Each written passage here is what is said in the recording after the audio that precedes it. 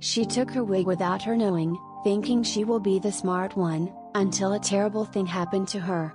This story will teach ladies lesson not to take someone's wig. You won't believe what happened in this story. They met on a day that was not meant to change anything. Amara had arrived late for her first lecture, breathless and annoyed, scanning the crowded hall for an empty seat. The only one left was beside a girl who looked half asleep, scribbling careless notes and chewing the end of her pen. Amara hesitated, then sat. "Sorry," she whispered. The girl glanced at her and smiled. "If you're late, you might as well be comfortable." That was Kamsi. From that day, they became inseparable. They studied together, shared food when money was tight, laughed loudly at nothing, and cried quietly when life pressed too hard. People stopped calling them by their names. They were simply those two. Kamsi trusted easily. Amara did not. But somehow, with Kamsi, Amara let her guard down, just a little. Years passed. Life shifted. Responsibilities grew heavier. Yet their friendship survived distance, arguments, and silence. Kamsi remained open, warm, curious. Amara became quieter, more guarded, carrying things she never spoke about. Especially the wig. Amara never wore it casually. Only on certain days. Only at certain times. When she removed it, she never dropped it carelessly or left it lying around. She wrapped it, hid it, and sometimes stared at it as if listening to something no one else could hear. Kamsi noticed, of course. "You treat that wig like a baby," she once joked. Amara smiled, but her eyes didn't. Some things deserve respect. Kamsi didn't push. Friendship taught her when to ask questions and when to let silence breathe.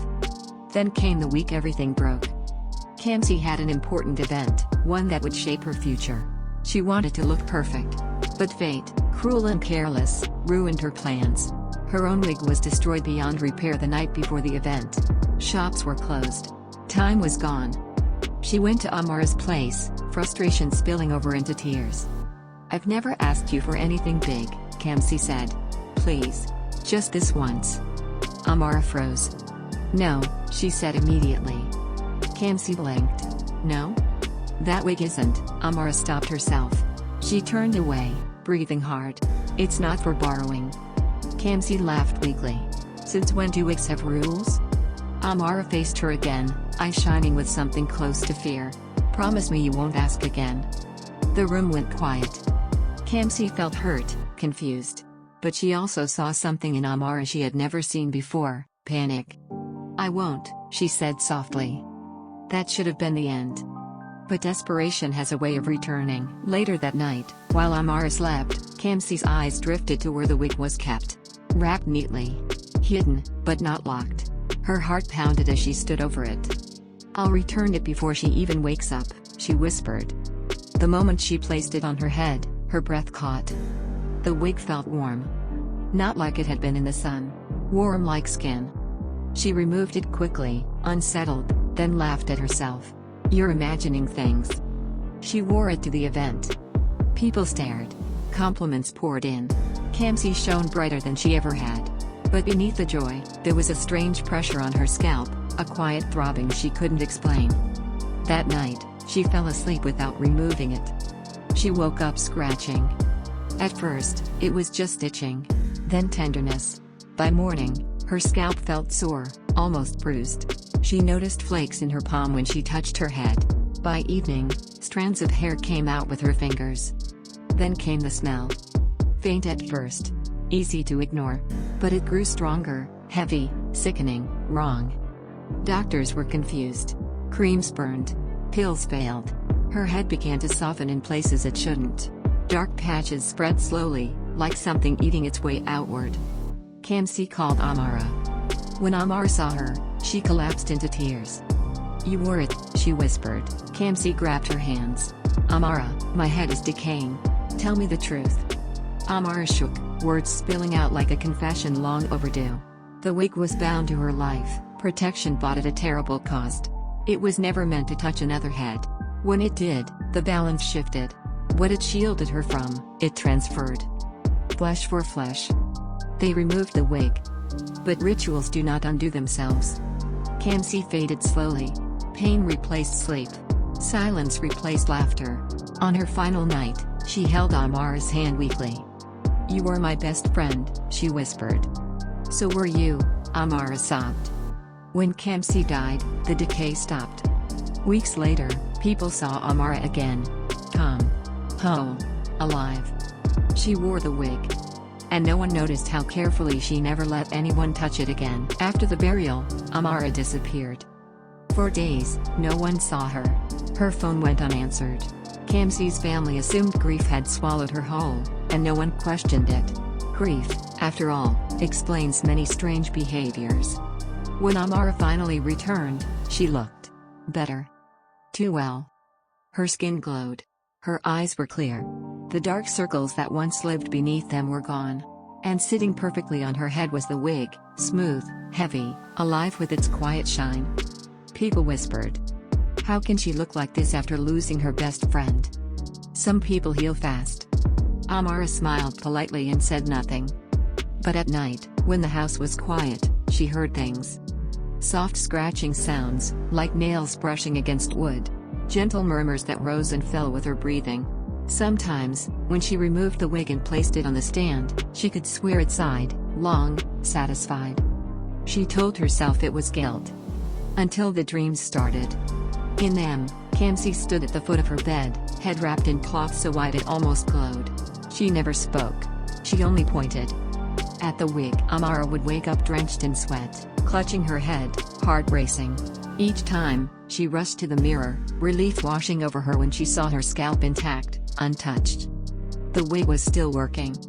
Weeks later, Amara attended a small gathering. Laughter filled the room, music played softly, and life pretended to be normal. Someone new sat beside her, a girl with bright eyes and an easy smile. "I love your hair," the girl said. "Is it human?" Amara felt a cold ripple crawl down her spine. "Thank you," she replied quickly. "It's not for borrowing." The girl laughed. "Don't worry. I was just admiring." But that night, Amara noticed something disturbing. When she removed the wig, a single strand of hair remained stuck to her scalp. Not hers. She pulled gently. Pain shot through her head. The strand resisted, as though rooted beneath her skin. With a sharp gasp, she yanked it free. Blood followed. Amara stared at the mirror, trembling. Her scalp, once smooth, now bore a faint dark mark, small, but unmistakable. The next morning, the itching began. Panic flooded her chest. She washed, prayed, whispered every word she had been taught. The itching eased, but the mark remained. That evening, she dreamed again. This time, Kamsi stepped closer. "You shared it," Kamsi said softly. Amara shook her head. "No. I didn't. I swear." "You let it taste another head," Kamsi replied, her voice echoing. "Now it's hungry." Amara woke screaming. Days passed, and the mark spread, slowly, patiently.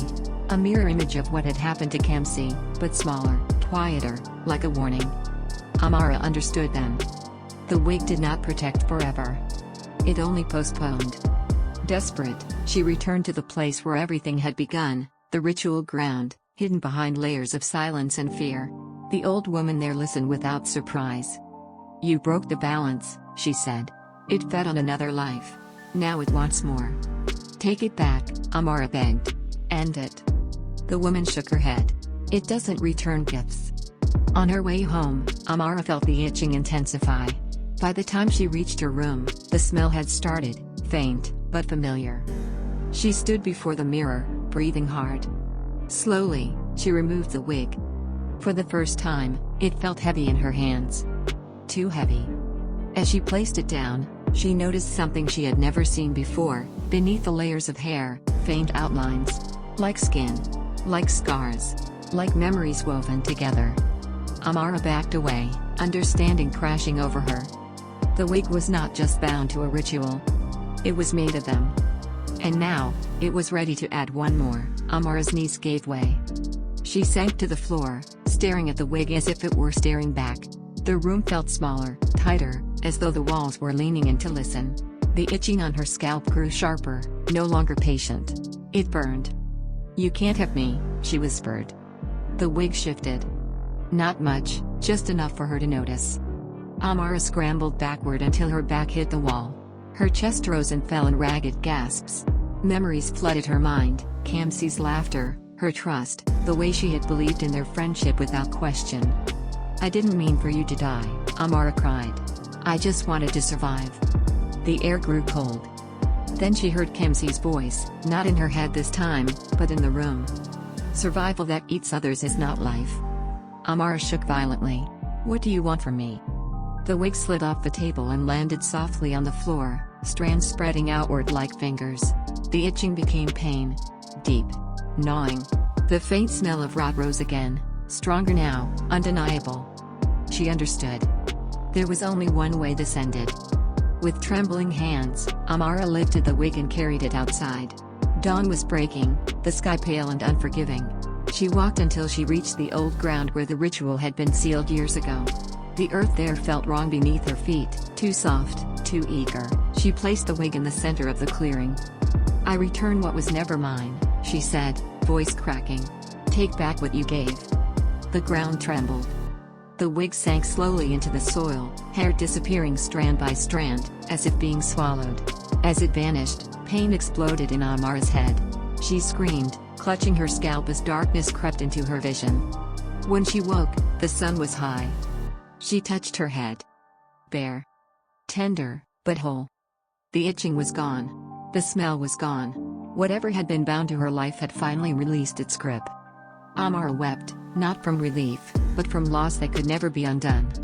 Months later, people said Amara changed. She stopped wearing wigs entirely. She cut her hair low and kept it simple. She avoided mirrors. She avoided borrowing. She avoided lending. Sometimes, when she passed a group of laughing friends, she slowed, her eyes lingering on the way they leaned into one another without fear. On certain nights, when the wind was quiet, Amara dreamed of Kamsi, not decaying, not silent, but smiling the way she used to on that first day in the lecture hall. And for the rest of her life, Amara carried one truth carved deep into her soul. Some things can be shared. Some things can be borrowed. But the cost of survival should never be paid with the life of the one who trusts you most. This will be a life lesson to everyone out there. Please be careful out there. Comment what you think and subscribe for